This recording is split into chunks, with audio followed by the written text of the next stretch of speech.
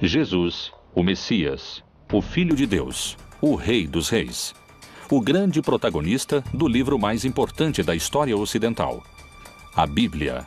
Um homem que muitos acreditam conhecer, mas que ao mesmo tempo é um dos maiores mistérios da humanidade. Quem foi verdadeiramente Jesus? O Novo Testamento, em todos seus livros e tradições, tenta precisamente responder essa pergunta: quem é Jesus? Quais dúvidas existem sobre o lugar e a data do seu nascimento? Por que não sabemos nada da sua primeira infância? Uma criança bate Jesus, ele fica com raiva, amaldiçoa e o menino cai morto. Jesus foi um homem pacífico, como sempre nos contaram? Jesus costumava enfrentar os inimigos do povo. O Antigo Testamento descreve a receita do azeite de unção.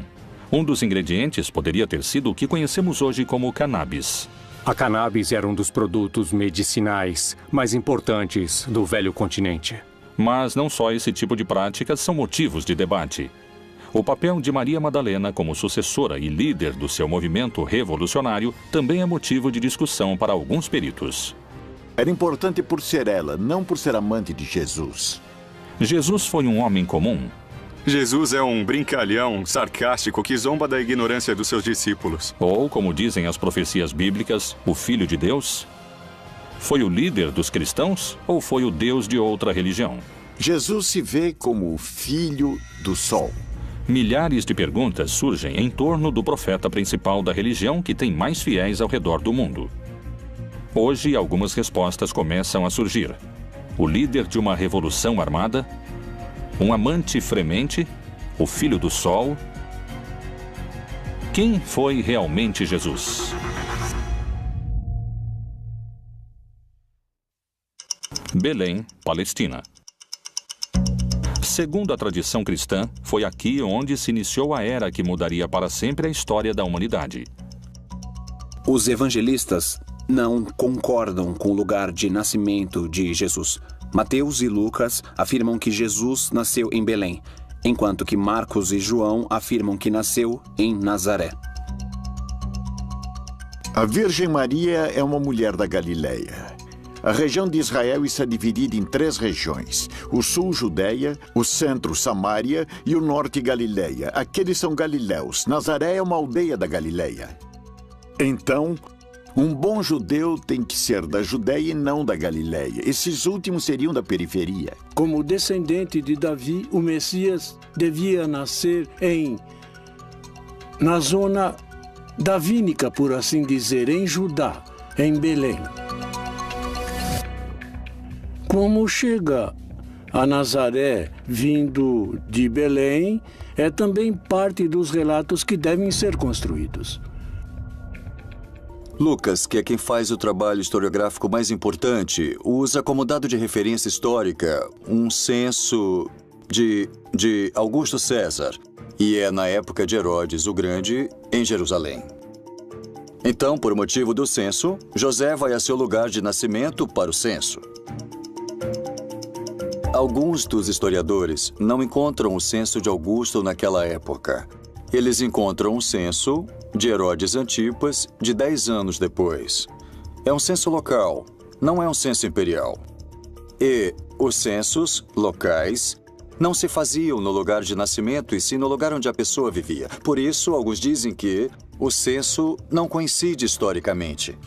Isso tem a ver com que, na verdade, Jesus não pôde ter nascido em Belém por questões de cronologia histórica, e sim ter nascido em Nazaré. Os 4 evangelhos que formam a Bíblia falam sobre a opressão do domínio do Império Romano sobre a qual o povo de Jesus vivia. Porém, não concordam com o lugar concreto do nascimento de Jesus. Essas divisões começam nas Escrituras. Jesus nasceu na aldeia de Belém, Bethlehem, em hebraico, derivado de Bet, casa, e Lehem, pão. É um lugar pequeno, uma aldeia, onde tinha nascido o rei Davi. A história no Evangelho de Mateus e no Evangelho de Lucas diz que quando Maria engravidou, ela morava em Nazaré. Nazaré é uma outra região, está na região da Galileia. Está no norte do país. Nazaré, Israel. Uma pequena cidade em que hoje moram apenas 70 mil habitantes. está localizada a 115 quilômetros de Belém. 2 milênios atrás, essa viagem demorava quase uma semana e era em um território desértico, onde você podia morrer de desidratação ou como vítima de ladrões e bandidos. Mas por que fariam uma viagem tão perigosa e complicada? Por causa da ordem que deu Augusto César de que, para realizar o padronamento, o censo, os homens com propriedade deviam voltar ao lugar onde tinham suas propriedades. José, que era descendente do rei Davi, teve que voltar a Belém, onde tinha suas propriedades, apesar de Maria estar grávida. O Messias tinha que nascer em Belém. Por isso que Herodes mandou matar todos os meninos da aldeia de Belém que tivessem menos de 2 anos. Quando Herodes mandou matar os meninos, Jesus foi levado por seus pais ao Egito. Mas quando Herodes morreu e José ficou sabendo, voltaram à Palestina para morar lá novamente. Mas não quis voltar a Belém, porque Aquelau, o filho de Herodes, era o governante e tinha um medo de que continuassem procurando o menino. Ele preferiu voltar àquela cidade onde já tinha morado há alguns anos, onde conheceu Maria, a cidade de Nazaré. Nas páginas da Bíblia não há coincidências sobre o lugar de nascimento de Jesus. Não existem fatos históricos que garantissem que tenha nascido em Belém. No Evangelho de São João, Natanael, um dos seus discípulos, se referindo a Jesus, se pergunta: Disse-lhe Natanael: Pode alguma coisa boa vir de Nazaré? Cumpriram-se as profecias? É realmente escassa a informação histórica sobre os primeiros anos de vida de Jesus? Que outros dados misteriosos se encontram ao redor da figura de Jesus? Como esteve formada sua família? Jesus pôde ter tido irmãos? A igreja assegura que Maria era virgem. Não somente que foi virgem antes de conceber a Jesus, mas que sempre foi virgem. Por isso não podem admitir que Jesus teve irmãos. E então, já que os textos existem, eles tentam justificar dizendo que, quando a Bíblia fala em irmãos, pode querer dizer primos, porque, na verdade, dizem que no texto hebraico não há 2 palavras diferentes para primos e para irmãos. Mas o problema é que os textos estão em grego, e no grego há diferença entre essas palavras, e eles falam em irmãos. Não conhecemos suas irmãs, e falam de Maria, Susana e dos seus irmãos. Falam de Tiago e Judas. E mencionam, no mínimo, que tem 2 irmãs e 2 irmãos. E mencionam seus nomes. Não é este o filho do carpinteiro? E não se chama sua mãe Maria e seus irmãos Tiago e José, Simão e Judas? Como é possível que não existam registros da infância e da adolescência de Jesus no Novo Testamento? Com o Concílio de Nicéia, ficou uma lista inicial de livros canônicos exigidos, requeridos por Constantino. Ele reuniu os bispos de distintas igrejas para que chegassem a um consenso sobre quais eram os livros inspirados em Deus e aqueles que deveriam ficar de fora. Que enigmas contêm esses textos deixados de fora da Bíblia? Os evangelhos canônicos são também o resultado de diferentes teologias e interpretações de Jesus. Todos, em última instância, são diferentes tentativas de entender essa fé em Jesus, a qual, desde o começo, parece ter gerado polêmica entre os seus seguidores. Por isso, os evangelhos, tanto os canônicos quanto os apócrifos, refletem diferentes interpretações dessa mensagem original e histórica de Jesus. Os relatos dos evangelhos gnósticos tentam preencher as lacunas das coisas que não se falam nos evangelhos do primeiro século. E já que os evangelhos do primeiro século falam apenas de um rascunho da vida de Jesus entre seus 12 e 30 anos, eles vão se centrar em alguns relatórios da infância de Jesus, mas sempre apresentando um menino cheio de sabedoria de gnoses, ou seja, sabedoria infusa.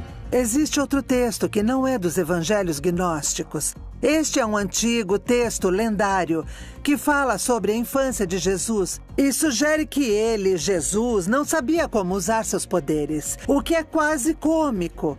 É como uma criança arteira que não sabe o que fazer com isso.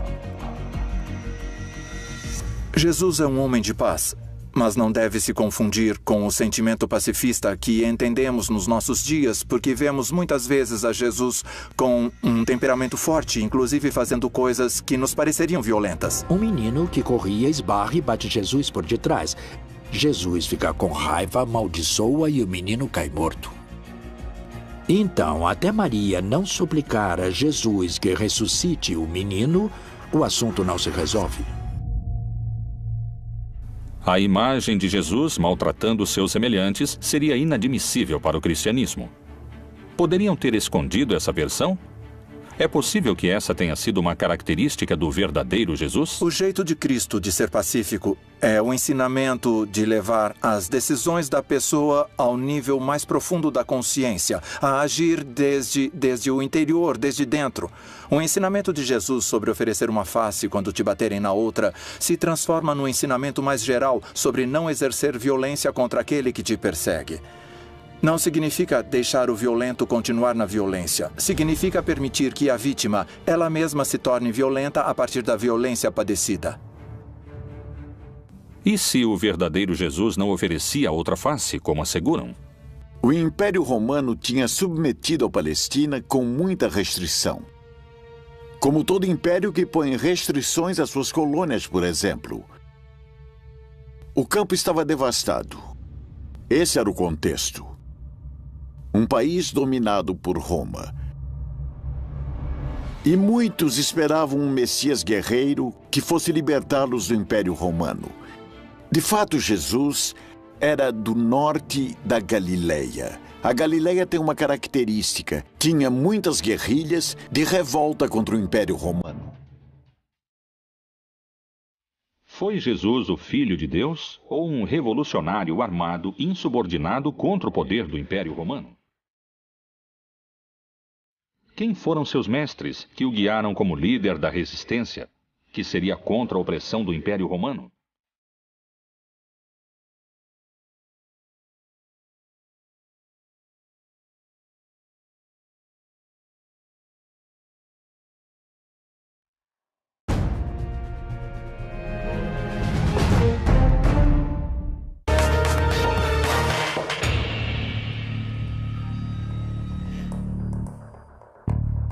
São poucos os dados que se obtêm sobre a juventude de Jesus, e seu lugar de nascimento ainda é um tema de debate.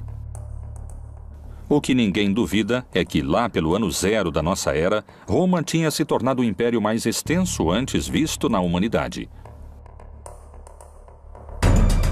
Nos tempos de Jesus, os romanos dominavam o território palestino com opressão e sangue.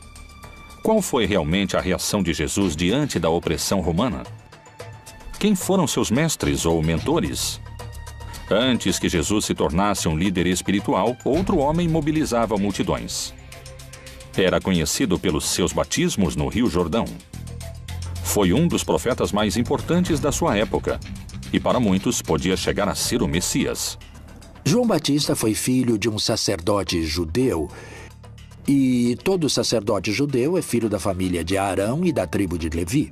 Ele começa dizendo que o reino de Deus tinha se aproximado e que quando o reino de Deus se estabelecesse, segundo o Apocalipse, todos os malvados seriam vencidos. E disse que faria uma manifestação da sua decisão em uma ablução ou batismo na água. João Batista era um predicador carismático. Seu sermão começava a ser cada vez mais desconfortável para os líderes romanos. Ele era um revolucionário naquela época. João Batista foi um dos profetas que, naquele momento, lideravam o movimento contra a dominação romana e também contra a dominação sacerdotal. Nesse movimento é que Jesus de Nazaré inicia sua militância. Jesus de Nazaré se incorpora no movimento de Batista. Ele é batizado pelo Batista. O batismo era o sinal de entrada a esse movimento. Herodes Antipas vê que o movimento de Batista é perigoso, então faz com que o aprisionem e depois com que o assassinem. Nesse momento, quando o aprisionam, Jesus se separa do movimento, sai da Pérea e volta à sua terra, que é a Galileia, e ali começa a formar seu próprio movimento.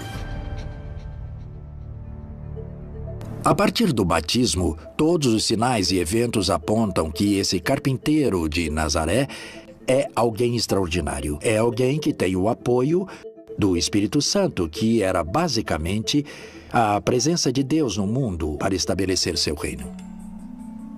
Jesus se tornaria o líder de um movimento cada vez mais multitudinário. Que filosofia ou prática cumpriam os essênios naquela época? Os essênios foram um grupo que tinha pensamentos muito importantes durante aquela época. Os essênios eram uma escola de pensamento iniciático, esotérico. Muito provavelmente Jesus, naqueles períodos da sua vida, dos quais se conhece relativamente pouco, porque está pouco explicado nos evangelhos.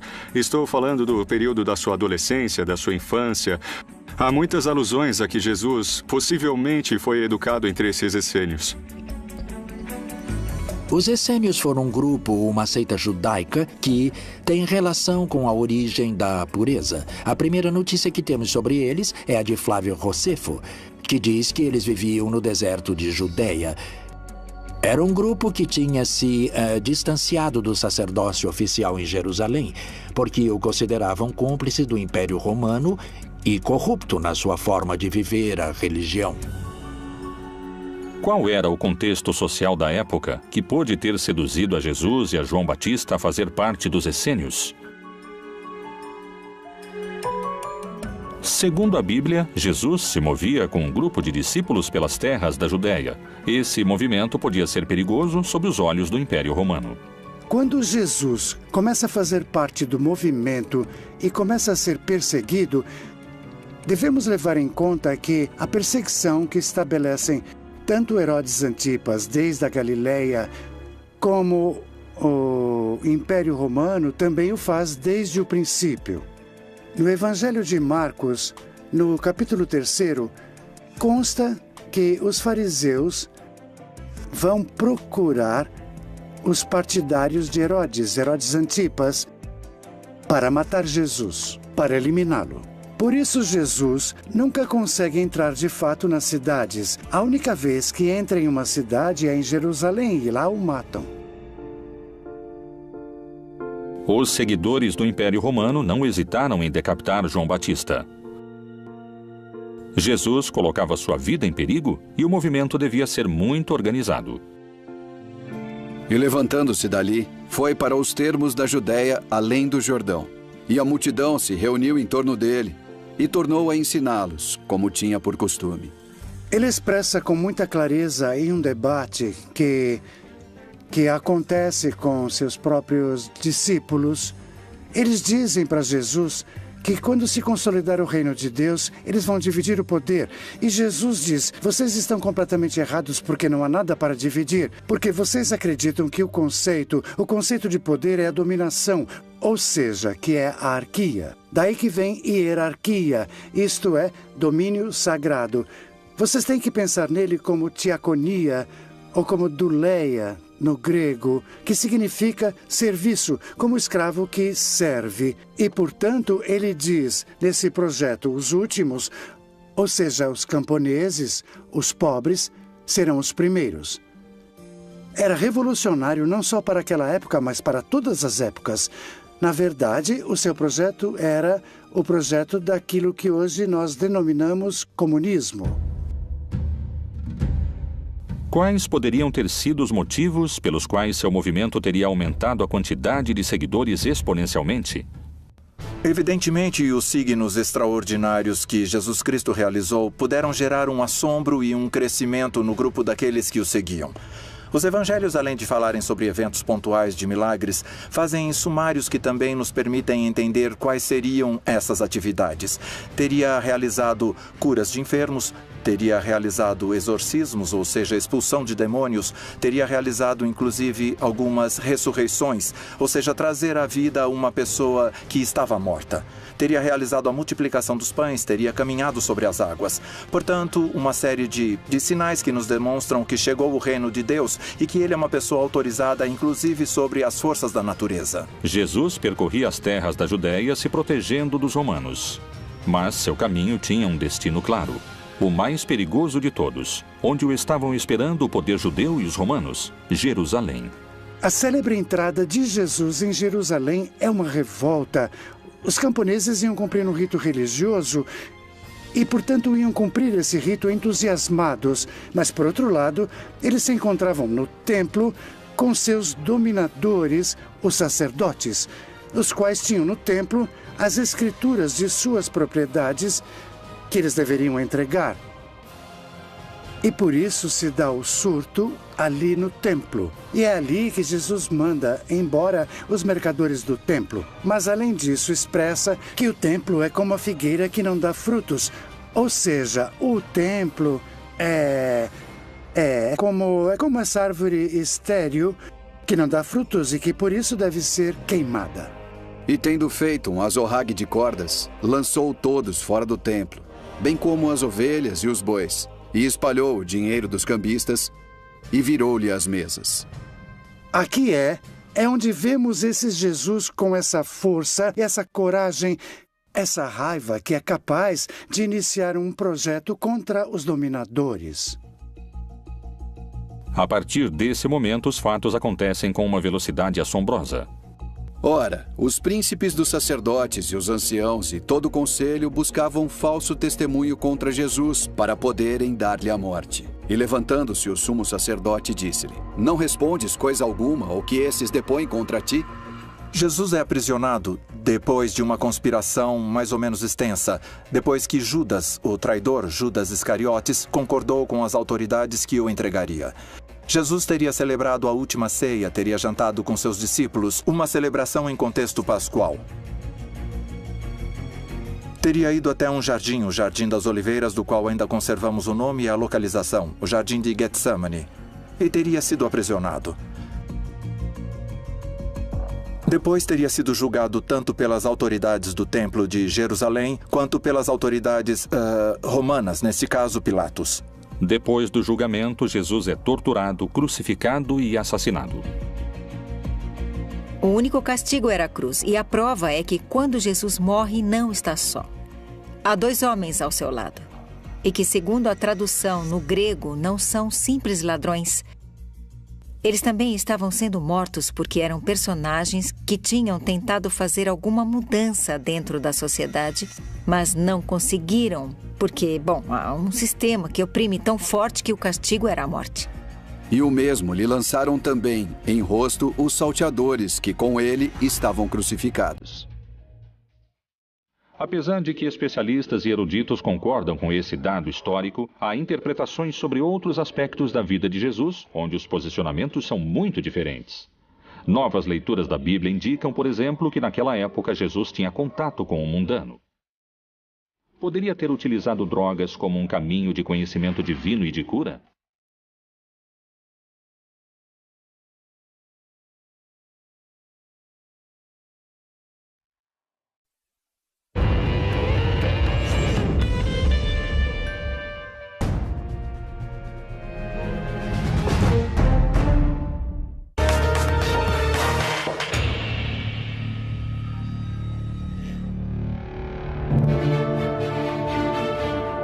Segundo o que conta a tradição bíblica, durante seus anos, Jesus percorreu as terras da Judéia fazendo milagres. Para alguns teólogos e estudiosos bíblicos, Jesus tinha contato com o profano e terreno. E na vida comunitária, as drogas cumpriam um papel central. Poderia ter utilizado drogas como um caminho de conhecimento divino ou de cura? Possivelmente utilizou essas plantas. Jesus também utiliza plantas medicinais para suas curas. É bem possível. Em Mateus, pode-se ler que Jesus cura a sogra de Pedro. E chegada a tarde, trouxeram-lhe muitos endemoniados. E ele, com a sua palavra, expulsou dele os espíritos e curou todos os que estavam enfermos. Em todos os milagres de nosso Senhor Jesus, a cura aos cegos, ou à morte, ou aos mancos, inclusive se levantando da morte, como ele faz. Todos esses milagres apontam sua identidade como Filho de Deus. Os milagres não são o fim, não é assim. eram o que as pessoas queriam. Queriam esse poder entre eles. Mas eles ignoraram ou não quiseram ouvir que nosso Senhor Jesus estava falando com eles sobre quem ele era como Filho de Deus. E por isso, seu maior milagre se torna sua própria ressurreição entre os mortos.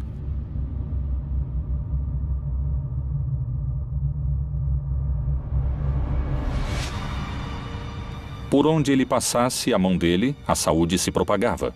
Jesus, o Messias. Foi capaz de realizar milagres ou estamos na presença de alucinações coletivas? Acredito que todos os grupos religiosos e místicos que desenvolveram diferentes práticas espirituais ao longo da história incorreram em práticas que favorecem a formação de estados de consciência pouco comuns ou também pouco raros. Como, por exemplo, a dança frenética que acontecia às vezes dentro de casas, e sabe-se que elas ficavam cheias de fumaça e que no meio de uma dança ou de um baile muito intenso geravam estados de êxtase. E seguramente puderam ter sido utilizados entorpecentes naturais que eles alegavam que tinham alcance, claro, como são utilizados por pessoas hoje em dia. No Evangelho de Marcos, se faz referência ao caráter curativo do azeite de unção, com o qual os 12 apóstolos banhavam os doentes. E expulsavam muitos demônios, e ungiam muitos enfermos com óleo e os curavam. Quais eram os elementos que transformavam esse azeite em um líquido altamente curativo? Temos os ingredientes definidos com bastante exatidão, estão descritos na Bíblia e inclusive temos as quantidades que devem ser agregadas ao azeite para poder realizar essa mistura, esse azeite de unção.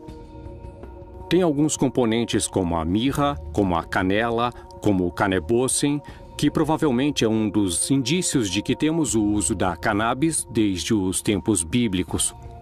No Antigo Testamento, no Êxodo 30, de 22 a 25, Jeová fala com Moisés e lhe indica a receita correta do azeite de unção.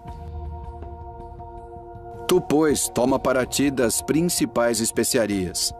Da mais pura mirra, 500 ciclos, e da canela aromática a metade, a saber, 250 ciclos. E de cálamo aromático, 250 ciclos.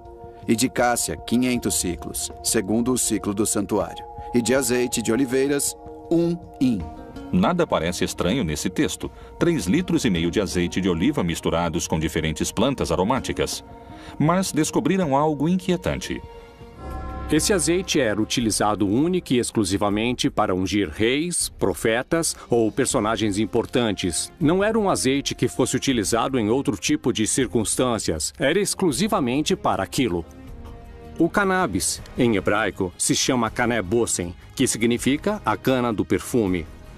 E se nós pudermos dar um pouco de asas à nossa imaginação, apesar de não ser aceito por todos os acadêmicos que se dedicam à linguística, aparentemente canebossem pode virar canebós e depois pode virar cannabis. E finalmente seria cannabis sativa, que é o nome do Ineus, que é o nome da planta hoje. Jesus, sendo judeu e tendo caminhado por todas as terras da Judéia, de Samaria e até o Oriente, o mais seguro é que tenha entrado em contato com as tribos que povoaram essas regiões e provavelmente até na Índia, onde se pensa que Jesus possa ter entrado em contato com alguma dessas substâncias, já que em algum momento passou lá uma parte da sua vida. A cannabis era um dos produtos medicinais adivinhatórios místicos mais importantes do velho continente. Por outro lado, a experiência com drogas vai ser sempre subjetiva, ou seja, só a pessoa que está experimentando a alucinação pode sentir essa presença. Mas não há um milagre do lado de fora, aquele que está do lado de fora não sabe o que acontece. Os evangelhos aceitos pela Igreja Católica nos permitem indagar sobre o uso de plantas psicotrópicas para a cura. Mas o que revelam esses textos? As drogas eram uma ferramenta do primeiro cristianismo para se aproximar ao conhecimento? O consumo de psicotrópicos era uma prática comum? Alto Egito, 1769. A tradução do segundo livro de Geu revela certos rituais xamânicos presentes nos anos de fundação do cristianismo. O Senhor providenciou um lugar para as oferendas, colocando um jarro de vinho para a direita e outro para a esquerda, e derramou algumas bagas e especiarias em torno dos recipientes. Ele, então, colocou uma certa planta em suas bocas, e também outra planta em suas mãos, e estendeu, em ordem, em torno do sacrifício da iniciação. Durante esses 2000 longos anos da igreja, o vinho que sempre foi utilizado era o vinho de uva, sem nenhuma outra mistura e nem de ervas aromáticas nem de álcool. Vinho puro de uva. Os textos gnósticos permitem compreender o uso das drogas a partir de um aspecto revelador. A imagem de um Jesus utilizando substâncias se afasta cada vez mais do Messias, do Cristo católico. Mas essa não é a única imagem distorcida que muitos especialistas induzem à figura de Jesus. Alguns asseguram que, a partir do enfoque político, existia um vínculo entre Jesus e Maria Madalena. Essa afirmação poderia mudar para sempre a construção que se fez historicamente da relação entre eles. Maria Madalena foi seu braço direito na cruzada revolucionária que o Messias levantava contra o Império Romano?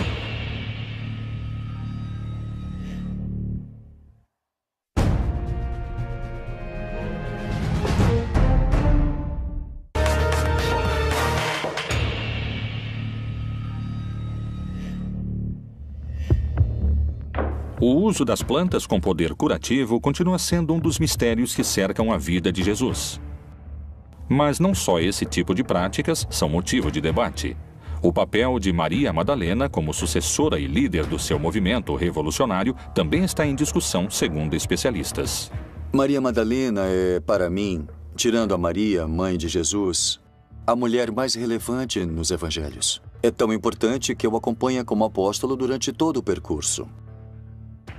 Sim, ela foi uma discípula realmente muito querida, ao ponto de ser a primeira que consegue perceber que Jesus havia ressuscitado. A primeira a quem que Jesus ressuscitado a vida fala, e é a ela que é dada a missão de dizer a todos os apóstolos, incluindo Pedro, que Jesus voltou à vida. Então ela tem essa missão. Isso lhe dá um papel importantíssimo nos evangelhos. Digo novamente, depois de Maria, a mãe de Jesus, é a mulher que eu arrisco a chamar praticamente de apóstolo. É a mulher mais importante dos evangelhos. A Bíblia e o Novo Testamento apresentam muitas Marias, mas essa é específica. Maria Madalena, isso é claro. E essa mulher, que era uma mulher descentrada, destruída, vai se tornar pouco a pouco a discípula preferida. Obviamente, para um mundo patriarcal, machista, isso não é possível. Que aquela que vá na frente junto com o mestre seja uma mulher. Aquela que era uma pessoa da qual expulsaram 7 demônios, destruída, tornou-se a mestre. Aquela que melhor entendeu o que significava essa nova versão religiosa. É a discípula mais avançada de Jesus. No simbolismo místico, está escrito que quando alguém começa a vida mística, beija Jesus nos pés.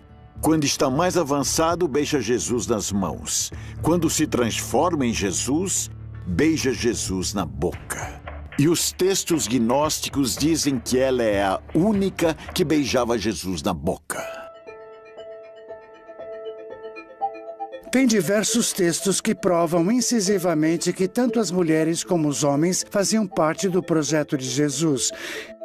Esses textos nos ajudam a entender a radicalidade da revolução que significa o projeto de Jesus, porque a liberação da mulher é uma coisa absolutamente impensada naquela época. E pensemos que, nesse momento, ainda estamos lutando por isso. E que Jesus já tinha se adiantado completamente a tudo isso.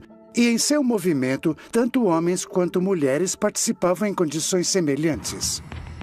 Os livros gnósticos ajudam a formar uma opinião diferente daquela que pode se encontrar entre as páginas do livro sagrado.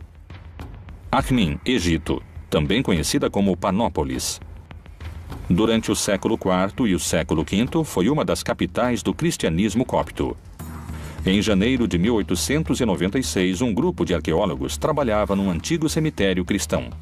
Surpreendentemente, descobriram um códice antigo, que continha uma série de papiros escritos em copto. O códice foi doado ao Museu de Berlim. Sobreviveu nos arquivos do Museu Alemão a 2 guerras mundiais. Teve que esperar até 1955 para ser traduzido. E então se fez público uma descoberta reveladora. O Códice de Armin continha 4 textos gnósticos. Um deles era o Evangelho de Maria Madalena. Faz pouco tempo encontrou-se o Evangelho de Maria Madalena, onde ela aparece muito como um líder entre os apóstolos. É ela que se reúne com os outros quando estão com medo de sair para pregar o Evangelho, porque temem morrer como Jesus morreu. E ela fica em pé e diz que tem coragem, porque o Senhor nos transformou, e então ela lhes prega a palavra de Jesus. O Evangelho de Maria Madalena se refere que a mulher vai ter uma importância muito grande pelo motivo de que é necessário retomar as ideias de que Deus também é feminino ou que também há deusas. Isso é, aqui há uma influência gnóstica no que se refere à ideia de uma deidade feminina, planteada em muitas religiões. Daí é que Maria Madalena vai representar uma mulher iniciada na sabedoria. Só existem 3 códices que contêm o Evangelho de Maria Madalena, 2 no grego e 1 em língua copta. Nenhum está completo e só se recuperaram alguns fragmentos. Esses textos poderiam mencionar Maria Madalena como líder do movimento de Jesus? Ela prega sobre a palavra de Jesus e mais tarde Pedro lhe diz: não acredito que o Senhor tenha dito isso, creio que ela está inventando e que ela mente. E ela começou a chorar e disse: irmão Pedro, eu não sei do que está falando. Então, os outros discípulos entraram e também começaram a defender Maria e disseram que o Senhor amava muito. Quem é você para dizer que ela é uma pessoa inferior? Depois de ter dito isso, Maria Madalena se calou. Pedro respondeu e disse aos irmãos: dizei o que tendes para dizer sobre o que ela falou.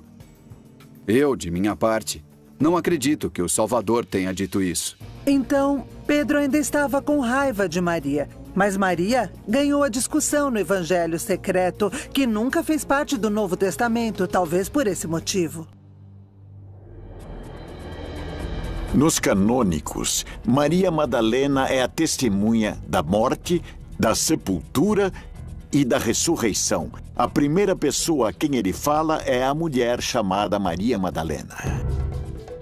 O fato de que Jesus fale com Maria Madalena antes de falar com qualquer outro dos discípulos poderia significar que é ela quem ele escolhe como sucessora do seu movimento? Era uma mulher que era importante por ser ela, não por ser amante de Jesus. Obviamente, porque Jesus morto lhe deixa o poder à amante. E pega o valor e pega a força de ser a líder de uma comunidade religiosa sendo mulher. E a envia a anunciar a seus homens que ele está ressuscitado. Pedro entra no túmulo e não o vê. Quando Pedro sai, ela entra e é com ela que ele fala, não com o homem. E ela tromba com ele e não o reconhece. E ela pergunta: onde você colocou o corpo do meu senhor? Então ele a chama por seu nome. Miriam, ele diz. Quando falam teu nome, você sabe que é você sujeito. Quando ele a chama, ela o reconhece. Ela percebe que é Jesus. Através dessa exposição, procuram legitimar uma corrente de comando que se transmite através da ressurreição à sua primeira testemunha. E Jesus, tendo ressuscitado na manhã do primeiro dia da semana, apareceu primeiramente a Maria Madalena, da qual tinha expulsado 7 demônios. Ela é de uma cidade, Migdal. Por isso é Maria Madalena ou Migdal. Migdal quer dizer torre fortificada. No lago de Tiberíades havia um porto de pescadores. Ela é de Migdal, por isso seu nome era Miriam, Maria de Magdala. O fato de Maria Madalena não levar unido o nome ou o sobrenome do seu pai ou do seu marido, mas o da sua cidade, indicava na época que era alguém independente. Não estava submetida a outras pessoas e tinha autoridade para fazer parte do grupo de Jesus. Uma mulher tão renomada como Madalena é sempre citada como a mulher de Magdala, ou seja, a Madalena. Esse é um título de homem, não é um título de mulher, porque as mulheres sempre eram citadas como mulher, esposa de, ou filha de, mas não como mulher, cujo sobrenome é o lugar onde ela mora. Isso era comum nos homens. Em contrapartida, Madalena já carrega um valor em si.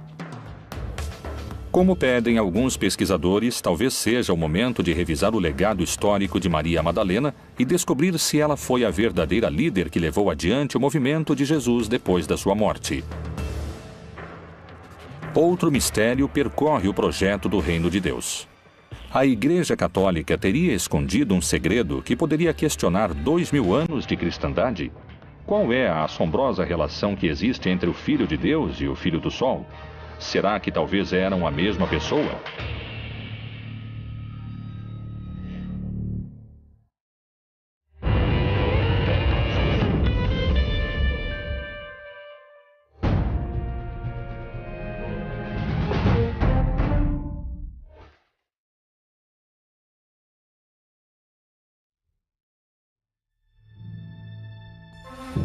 As questões sobre a origem do lugar de nascimento de Jesus, sobre se ele pertenceu ou não a um movimento revolucionário, o uso de drogas com poder curativo e o legado político de Maria Madalena seguiram sendo um mistério de debate.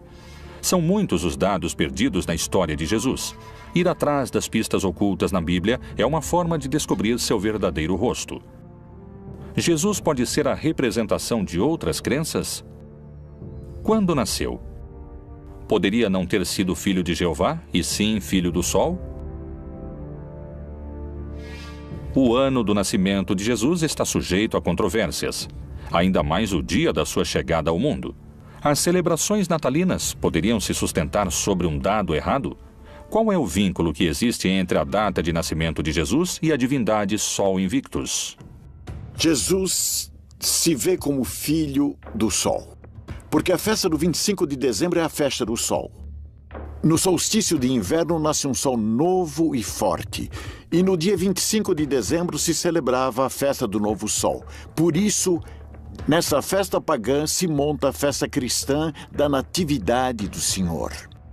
Historicamente, não temos o dia em que nasceu Jesus, nem o mês, simbolicamente, pelo sol. Como foi feito em muitas latitudes em diversas épocas, alguns grupos cristãos tentaram criar datas, construir templos sobre datas ou sobre lugares das crenças antigas. Então, na verdade, em 25 de dezembro, nós temos o solstício de inverno, em que todos os povos antigos pensavam que o sol morria e voltava a nascer. A religiosidade primitiva venerou o sol como o deus principal. Sua figura pode se encontrar representada nos principais credos. Kinish Ahau é a cosmogonia maia, Inti na religiosidade inca, Hélio no Olimpo grego, Ra na cultura egípcia. E é por isso que tinham cultos tão importantes para ajudar o Sol a voltar a recuperar sua força para não ser devorado pelas trevas. E nesse contexto, pouco a pouco, tanto em lugares como Roma, como no norte da Europa, foi se assimilando o nascimento de Cristo às festas solares. E muitos elementos natalinos, como as esferas, a adoração ao pinheiro, eram, na verdade, pertencentes às religiões que adoravam o sol. Jesus parece ser a representação das divindades pagãs. Percorre o mesmo caminho do Deus Sol. Realmente existiu ou é uma criação arquetípica? A Bíblia apresenta uma versão de Jesus. Mas, indagando nos seus segredos, podem-se encontrar muitas perguntas sem respostas contundentes. Foi o maior dos profetas? Foi um revolucionário? Quem é esse impactante homem que 2000 anos depois da sua morte continua mobilizando multidões? Jesus, outro dos grandes mistérios da Bíblia Proibida.